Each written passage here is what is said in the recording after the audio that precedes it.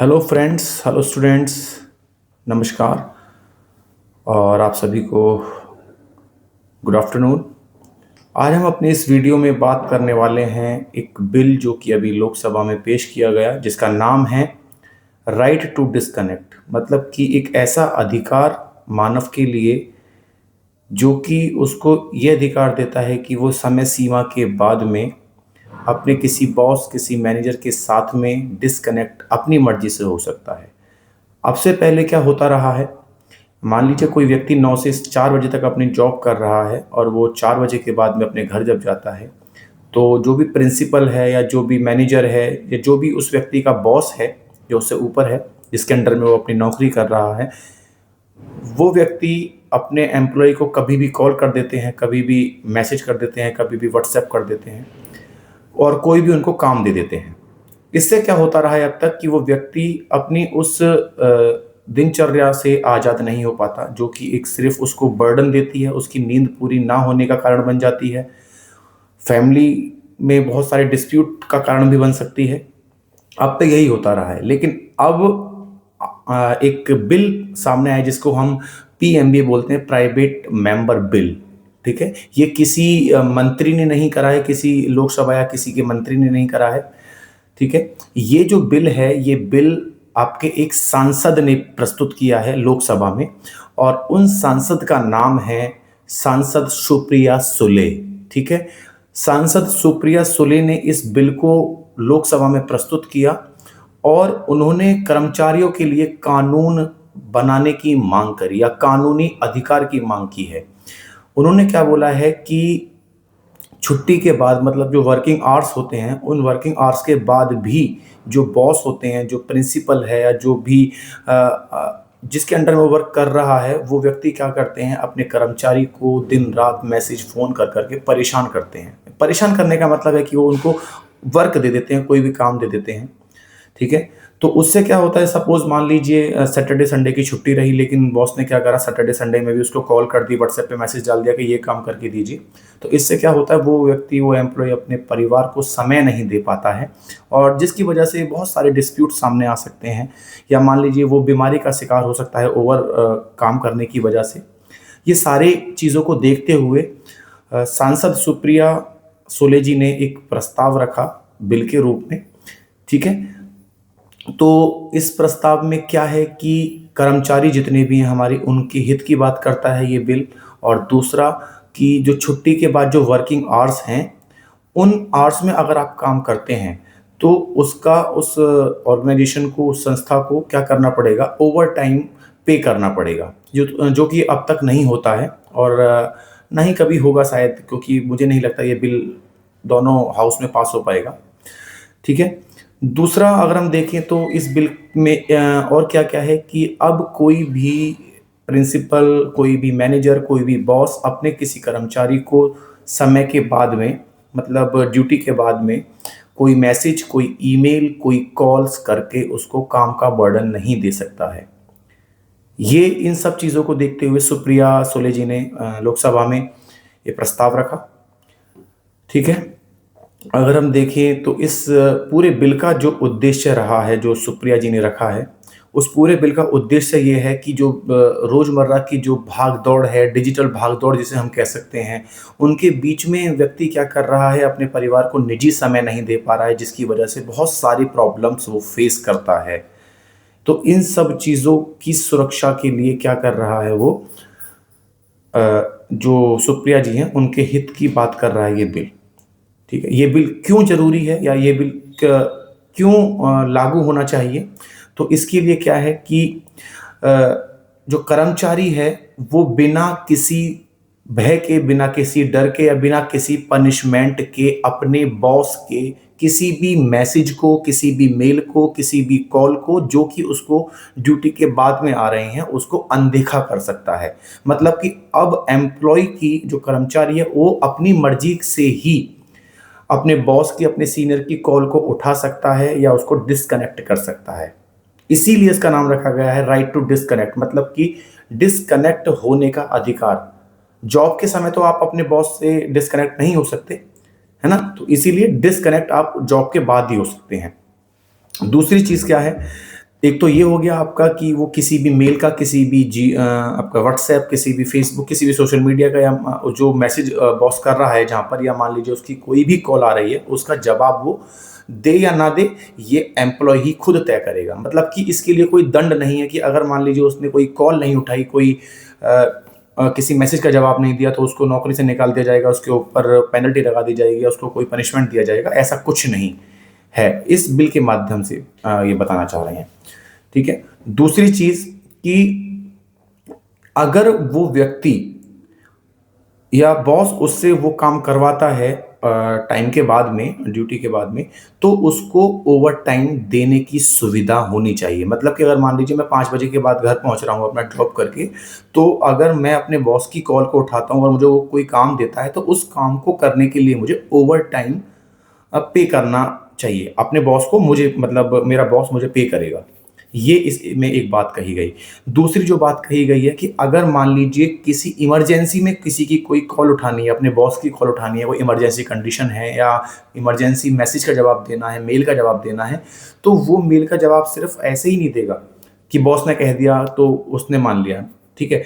तो इसमें क्या है कि अगर दोनों की सहमति है, एम्प्लॉय की और उसके बॉस की, है ना, उसके मैनेजर की या जो भी उसका प्रिंसिपल है, जो उसका जिसके अंडर में वर्क कर रहा है, अगर दोनों की सहमति है, तो ही उस कॉल का, उस मैसेज का या मेल का जवाब देगा, अदरवाइज वो बाध्य नहीं है।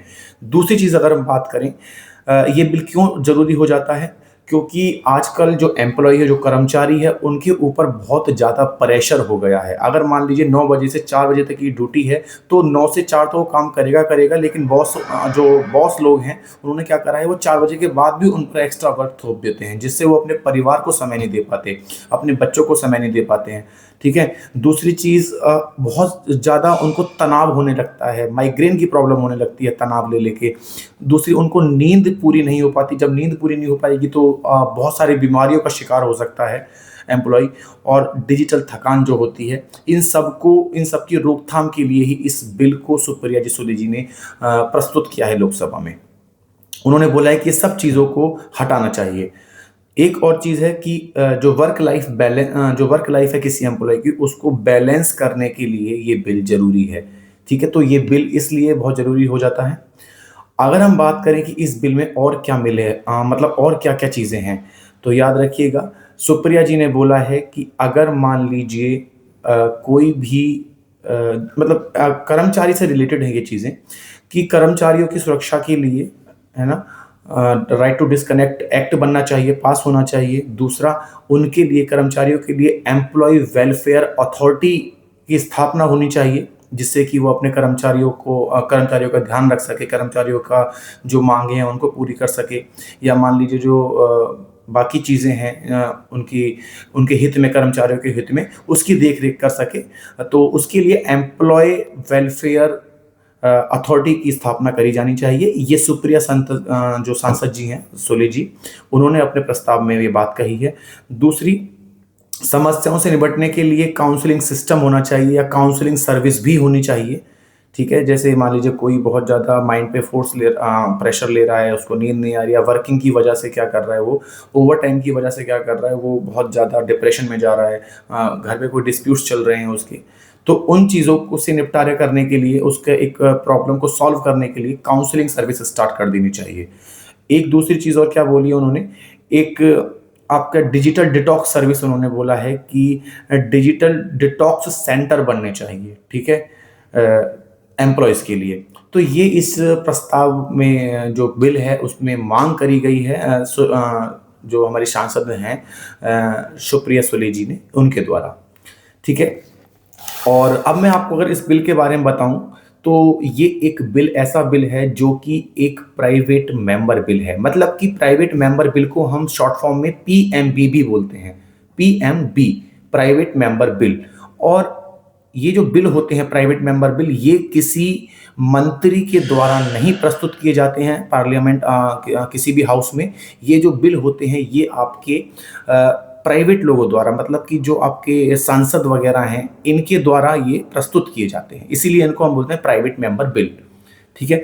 दूसरी चीज, अगर हम इस टाइप के बिल की बात करें तो आज़ादी के बाद अगर हम बात करें 1947 जब हमारा देश आज़ाद हुआ था तो स्वतंत्रता के बाद मात्र 14 पीएमबी जो हैं मतलब कि प्राइवेट मेंबर बिल्स जो हैं 1947 से लेके आज तक के समय में अब तक के इतिहास में मात्र और मात्र 14 प्राइवेट मेंबर बिल जो हैं वो अब तक दोनों सभा मतलब दोनों सदनों में पारित होकर राष्ट्रपति के सिग्नेचर के लिए गए हैं। ठीक है, मतलब कि सिर्फ 14 पीएमबी प्राइवेट मेंबर बिल ऐसे हैं जो अब तक दोनों सदनों में पास हुए और उन पर राष्ट्रपति ने अपने हस्ताक्षर किए, माननीय राष्ट्रपति जी ने अपने हस्ताक्षर किए हैं। और अगर हम देखें 1970 के बाद में कोई भी ऐसा पीएमबी नहीं आया है अब तक जो कि दोनों सदनों में पास हुआ हो और राष्ट्रपति की सिग्नेचर के लिए हस्ताक्षर के लिए गया हो। तो जो 14 बिल हम बता रहे हैं पीएमबी बिल वो 1947 से लेके 1970 तक के इतिहास में जो आपका 23 साल का जो टाइम है उन 23 सालों में मात्र 14 बिल ही दोनों सदनों में पास होकर राष्ट्रपति के सिग्नेचर के लिए गए हैं।